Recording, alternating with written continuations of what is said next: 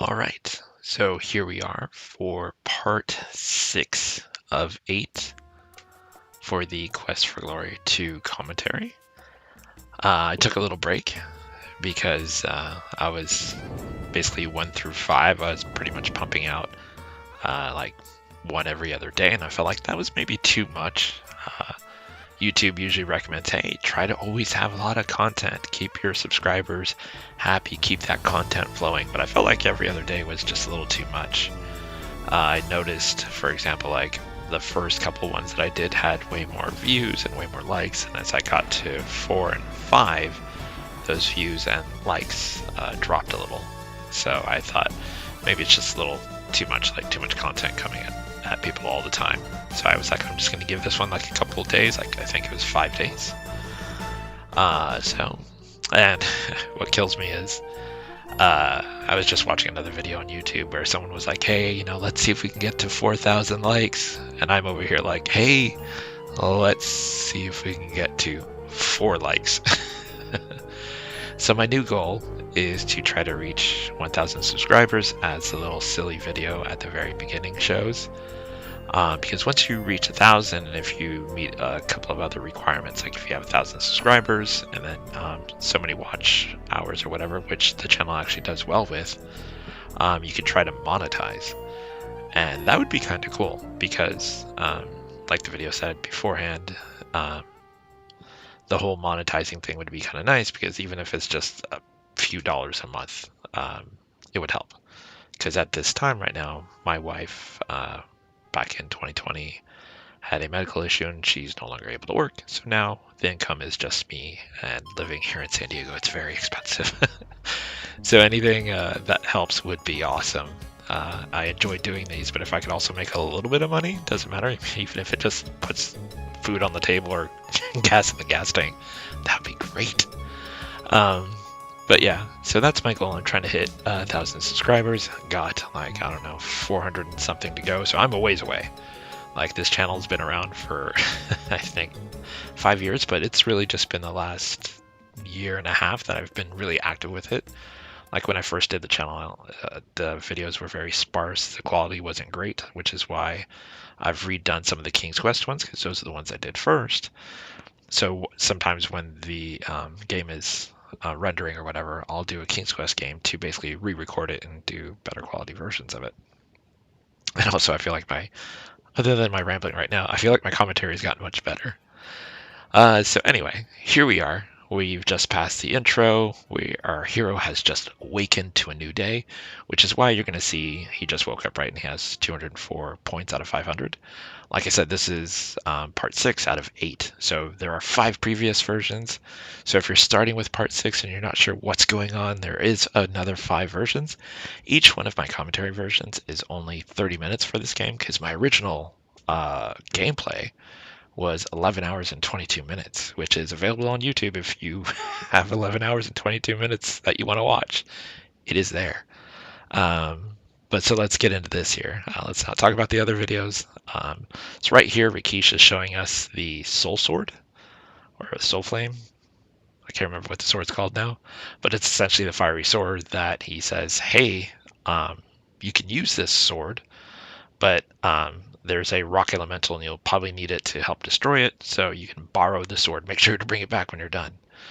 Oh, and real quick, when you see this, where you see the save games is up, what I'm doing in the background is I'm alt-tabbed out, and I'm basically taking the save games, moving them to a new folder so I can basically save it. So that way I keep my progress throughout. So I have like save game 01, save game 02, and I just move every time I get to a point where it says replace, I move them into a new folder, just to explain it's not locked up right there. And that's why suddenly there's save game availability. So somewhere around here, there is a earth elemental that we've got to find. And so we're going to just walk around and, like I said, see where this earth elemental is. And they talk about it. They all say, hey, there's an earth elemental. But when you ask someone about it, see how it's, and this is the clue I should have been really paying attention to, how she says it's in the streets. And that's where I was like, okay, wait a minute. So it's not at the plazas like where the other elementals appeared, like the fire elemental first appears in the first plaza you're at, the water elemental, and look, it's the earth elemental. And boy, it's an earth elemental. This is going to be tough, right? It's going to be hard. It's going to be difficult. Will our hero be ready? So draw the sword, wham, wham, wham, wham, wham, and down goes the earth elemental known as Rocky. And so we're going to go ahead and pick up some of the fragments of the earth elemental and put it into a pouch. Thankfully, I am not entirely sure if you can defeat the earth elemental without first going to Rikish and getting the soul fire, soul flame, the fiery sword. I don't know if you can. It may be because I just went there and he's like, hey, here's my sword, take it. And I can't remember if previously when I played, if I went that route, like if you can still beat him, it just maybe takes longer because you're not doing as much damage with the flame sword. And you're supposed to return the flame sword in. I actually took it out for the fight, but you can only use it during the elemental fight, ironically. So we're going to go scout around and look around, and let's see. I think we're headed over towards the dervish now. He had mentioned something earlier in, I think, the fifth one about there was something west, and he had like 5 W's or 5 or 6 W's or something like that. The only thing I don't like about the dervish is he reminds me too much of, see, to the west there's north and then 5 W's. And I think he's basically giving you a direction as to which way to travel to find the beast. The only thing I don't like about the dervish, or even quite a bit in the game, is sometimes when someone gives you a clue and you don't write it down or whatever, or you save here and then you come back to it a couple hours later and you're like, oh, what did he say again? They don't repeat in Quest for Glory 2 some of the clues. So like if you ask, hey, ask about Beast or whatever, he'll just say something like, oh, I've already told you what I've, all that I know. And you're like, that's great. But that was like yesterday when I played and I don't remember. So it's very good to basically write notes. And somewhere behind me, I have comic book backings. They're like little white things that you put behind comics when you put them in a comic bag. And I no longer collect comics, and I still had a bunch of comic book backing. So I have like notes from all of my Sierra games that I've been playing. So like there's a map of Police Quest, and there's all this other stuff. So on this thing, I have scribbling notes everywhere about stuff I've talked to, names, and who I should ask about. So in Quest for Glory 2, you'll see that I'll ask about a number of people in the earlier ones because I'm writing down names as I see it. So now we're going to go see if we can go find what the Derv is talking about. But first, we're going to head into the town.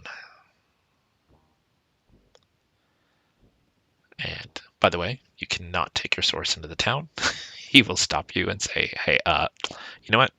I'll put it away for you. You just go in the town and walk around. We don't want source poop all over the place. And then as you enter the town, after you've beaten the earth elemental, everyone will say, hey, I'm so thankful, da-da-da-da. And so what we're going to do first is return Rikisha's sword. So then naturally what we're going to do is we're going to get in some training. And real quick, whenever you see the hand down in the lower left corner like you do now, what that is when I did the original playthrough, the one that's 11 hours and 22 minutes, with all the training and all the combat, I took that little, where you see that little hand gesture, I believe it's from Larry 6, and I green screened it and put it on this game. And then what I would do is I would quicken those fights and quicken those trainings, because prior to doing that, the gameplay was almost 13 hours, I think. So if you see that and you're like, hey, I've never seen that in my game, don't worry, that's actually an edit that I'm actually putting into the game to show that I'm fast forwarding that portion of the game. So we're going to take a little rest here, see if we awake and feel much better. Welcome, hero. Cool. So nothing new, like no elemental terrorizing the town now, nothing that I have to be worried about, nothing about Omar is going to be here at a certain time. So get some rest, find this beast next, Day 13. Captain's log, day 13.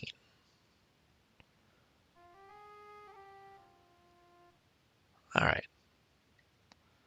So we're going to go around, go over here, ask Herrick. And every time you'll see that I say hello, because anytime you say anything to him first, he'll say, oh, I didn't see you there, and then you have to repeat it. So we're going to take a cruise around, and we're at the water thing, so might as well fill the water skins while we're here.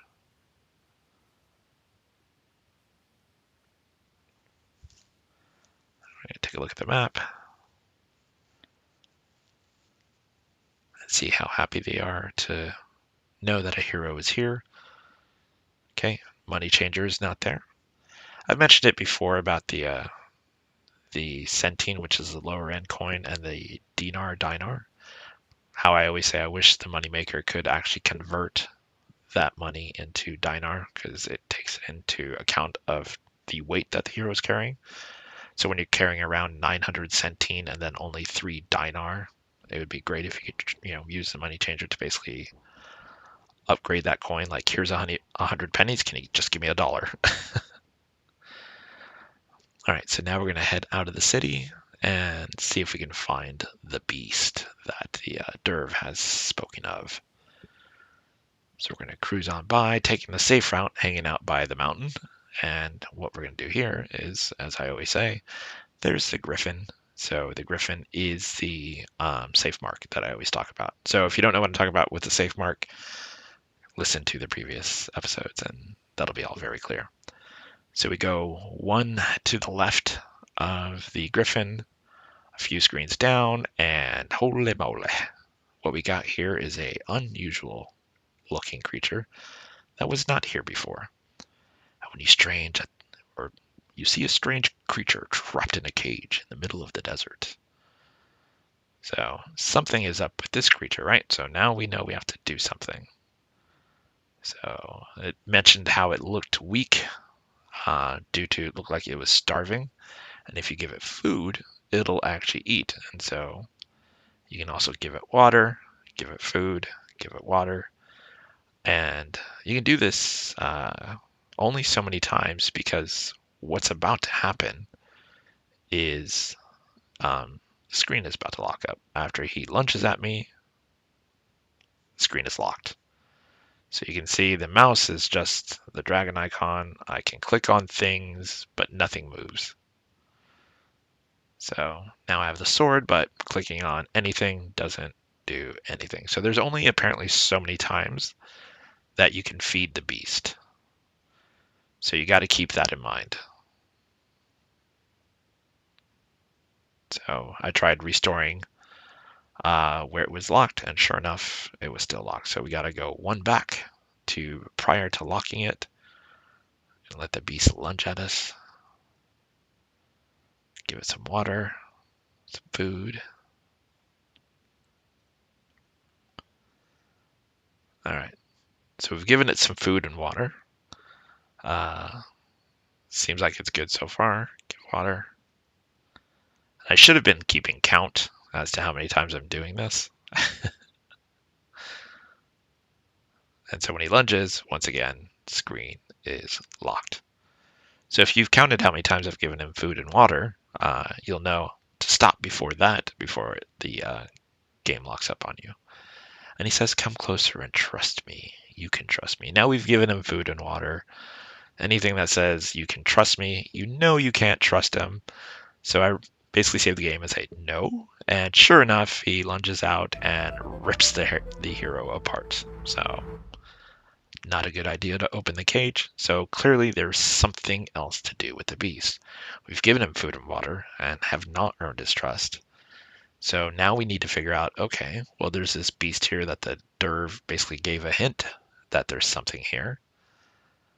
And we just need to figure out what to do next.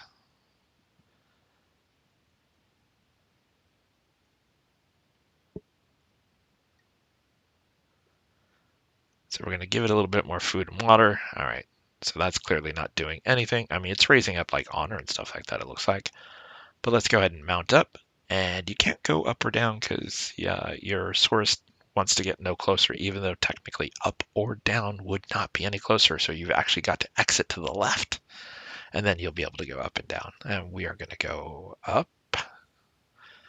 head for the mountain, and then assume if we're going in the right direction, we'll go to the right, and eventually we'll see the griffin, who sometimes some people, wouldn't be me, some people have called it a vulture on accident. If you don't know what that is a reference to, once again, feel free to go check out the previous episodes in which your favorite YouTuber, that's me, may have accidentally called that lame griffin a vulture, not once, not twice, but a number of times. And I switched back and forth between calling it a vulture and a griffin. So it's like I knew it was a griffin, but I don't know why I had vulture in my head, and I would say vulture sometimes. All right, so the astrology guy, I don't know what the purpose of him is. I don't know if he benefits like the thief or the wizard, but he pretty much just tells a joke. He's like, oh, maybe you should look into accounting because your future does not look all that great. So, thanks. All right, so now with, I pronounce it Aziza. The one thing with her is you've got to be extremely polite. And so when you come in, you say thank you. When she offers you tea, you have to say yes. So you can ask her about the beast. And so she says, hey, what you need to do is get a dispel potion. And then she says the apothecary has the cure, which is Herrick. So now we need to go talk to Herrick. And see, even though I said thanks for the information, and she says most people will say farewell before they leave, when I went to knock on the door, she doesn't answer the door. Now, I do not know if she will eventually, quote unquote, speak to the hero again. But I do know if you are what she considers rude, for example, not saying farewell or goodbye when you leave the table, when you go to knock on the door again outside, you'll get no response. So I don't know if, the following day she's forgiven you and gets over it or not. I kept having to restore because I didn't want to take that chance in the fact that she may not give me information that I need later on in the game. So as you can see here, I had to restore, basically ride back to Shapeir, and we're going to do this thing again. We're going to go, even though we already know that, okay, well, we need a dispel potion. I still want to go to her and find out more information. So first we're going to go here, knock on the door, and she says, come on in, Valor the Victorious. Come sit, and you say thank you. She says, you're most welcome, and you come have a seat. Shall we have some tea? Yes, please. Why have you come? So ask about the beast, and now she's going to tell us again about the dispel potion. And we ask about the dispel potion. She says the apothecary will have it, which is Herrick, is how I pronounce his name. So we say thank you, and then we say farewell, and then she says perhaps we'll meet again. So now we're good. Now we can actually talk to her again. Now we're going to go see Herrick, and now we're going to ask him about the dispel potion. So first we're going to say hello to get his attention, and then we're going to ask him about the dispel potion. He's like, oh, yes. Pity I don't have one. I could use a special ingredient called the Fruit of Compassion. So now we're going to ask about the Fruit of Compassion. Oh, he says it's extremely rare and can only be given, never taken. So now we have to ask about this plant, and it's a woman who is transformed through a genie's spell. Now I need to go back to Aziza and ask her about the Fruit of Compassion. So now we're going to head back out. We're going to use the map, and we're going to go back over to Aziza and make sure to be extremely polite every single time. Welcome, Valor the Victorious. Come in and sit down. Thanks. And then she's going to offer us some tea, which we're going to say yes. And she should be like, you drink a lot of tea. And we're going to be like, yeah, well, I keep coming back and forth. So now we're going to ask about the Fruit of Compassion. And she says, hey, this is a very sad tale. There was this woman, a beautiful woman, a loving woman. Her and her father tried to dissuade her from basically getting married and all this stuff. And she ends up being abducted. She was a healer. And she soon discovered life wasn't easy as a healer. One day a man came to her and basically took her away. And these were brigands, and what they did to her, this I would not talk about, but you can probably imagine. She ran away, and basically to escape, she turned herself into a tree. This is the female tree that we see off when you exit Shapeir, and you basically, if you're looking at the screen, you're exiting to the right. The gift of magic is a gift of sacrifice. She explains there are things that you have to do to earn basically her trust for the fruit of compassion. Her name is Julinar, and I believe I'm pronouncing that right. And then she says basically when this is done, she'll give you a fruit of compassion. And then it says you'll find her within a day's ride, and basically wishes us luck.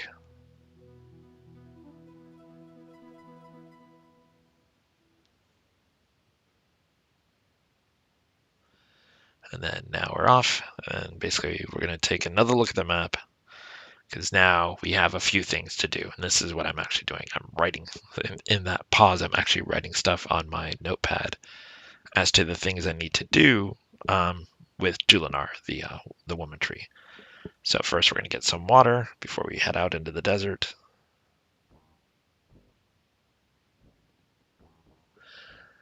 And then we're going to get on our Saurus and ride.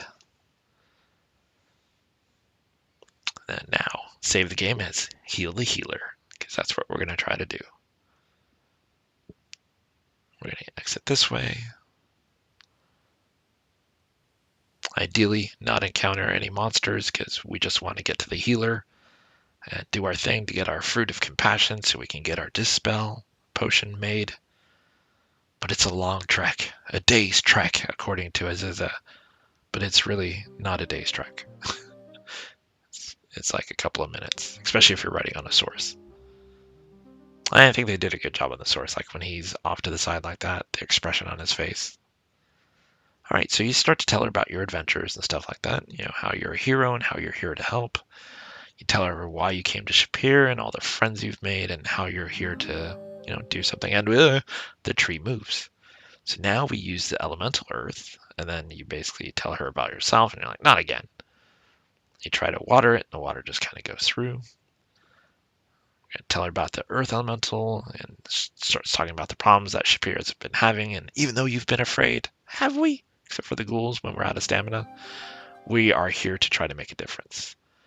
And her leaves bloom, and then we give her a hug to show the affection, and then we say her name, and sure enough, she has given us a fruit of compassion. And unfortunately, this is all that ever comes from her. We never are able to basically restore her, and that's kind of what Aziza alludes to, that she can never truly be restored back to who she was. She will always be this tree. So it's kind of unfortunate that we're not able to save her and basically restore her back to what she was. But we got what we needed, and now we're going to ride back. Once again, hoping for no encounters, because we just want to get that Dispel potion made, get into the town, basically go to the beast, pluck a hair, and then give him the Dispel potion and see what comes of that. So we made it. We're riding into Shapeir. Everything's going well. So we're going to dismount.